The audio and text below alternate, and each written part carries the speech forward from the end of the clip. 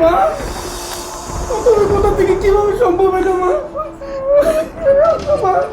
মা, আসসালামু আলাইকুম। ওয়ালাইকুম আসসালাম বাবা। কেমন আছো?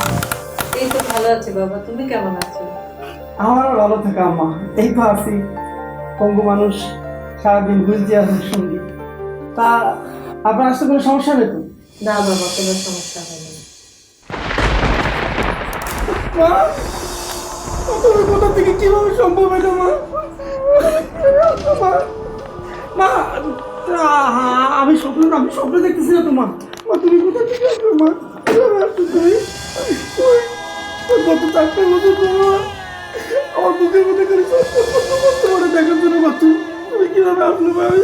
তোমার দেখার জন্য আমারও অনেক ছটফট করতেছিল মনটা বাবা, অনেক ছটফট করতেছিল। অ্যাক্সিডেন্ট হওয়ার পর থেকে আমি আমি সারাটা রাত আর ঘুমাই নাই। খালি তোমার দেখতে ইচ্ছা করতো, খালি তোমার বুকে একটু মাথা রাখতে ইচ্ছা করতো বাবা। তুমি এখন ঠিক আছো তো বাবা? কিভাবে মা?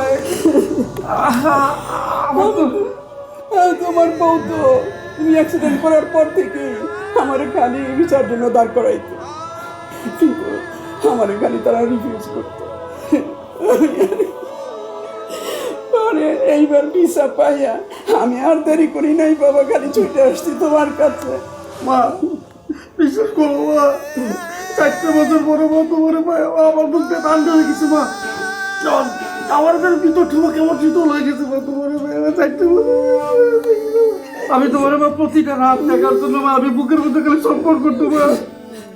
আমি মনে করছিলাম আমি মনে করছি মা আমি পাহাড়ে পঙ্গু হয়ে গেছি মা, কিন্তু মা আমি মনে করছি আমি সমাজের বোঝা হয়ে গেছি মা। আমি মনে করছি আমি পরিবারের বোঝা হয়ে গেছি মা। দেখো তোমার বউ আমার আসার পর থেকে লুকাই রাখছে তোমার সারপ্রাইজ দেওয়ার জন্য। আমি সারাটা রাত একটু ঘুমাইতে পারতাম না বাবা, তোমার অ্যাক্সিডেন্টের খবর শোনার পর থেকে। আমি আমার বউরে কত বড় করতে মা, আমার বউ আমার লেগে এত কিছু করছে মা, আমি কখনোই বুঝতে পারি না, কখনোই বুঝতে পারি না। আজকে আমার করে দেখো আমি ঠান্ডা হয়ে গেছি মা। আমি অনেক ঠান্ডা রে বাবা, আজকে তোরে আমি নিজে হাতে মুখে তুলে খাওয়াবো। আমাদের চারপাশে রয়েছে অনেক প্রতিবন্ধী।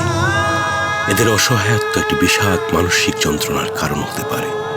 শুধু সমাজ ও তাদের পরিবারই পারে তাদের এই অসহায়ত্ব কমিয়ে আনতে।